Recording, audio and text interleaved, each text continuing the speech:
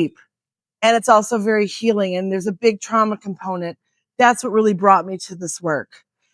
The therapy work is the stake, right? The word sex is sizzle. People are always excited about that word and think it's like, taboo and all this stuff.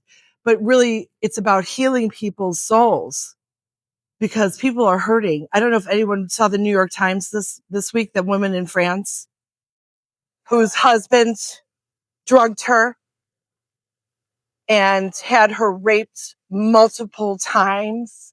Could you just imagine thinking you have one life and you have another life?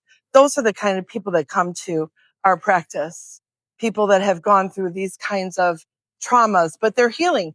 The good news is healing is possible. Recovery is possible. That's the thing I love, is that I'm actually in the hope business. I always hope that people can get better and feel less anxious and less traumatized and feel safe again. Because safety is important as women, right? Our safety is at risk every time it's dark, right? And you're alone in a parking lot. How do you feel if you're alone? We face risks, right? That men don't necessarily relate to that feeling that we have as women, the vulnerability, women going out to bars, having to wear certain nail polish so they can test their drink. I want to live in a world where we don't have to do that. But for as long as we do, our team is here to put our arms around everyone and say, we can help you.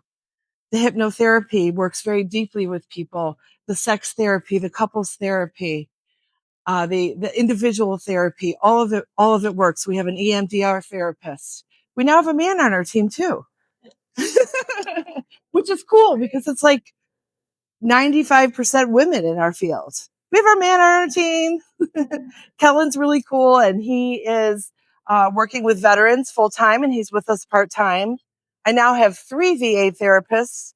Two of them retired already because of the freedom they wanted to be able to work with people. So now we have a lead therapist, Darian. She does EMDR. She does hypnotherapy.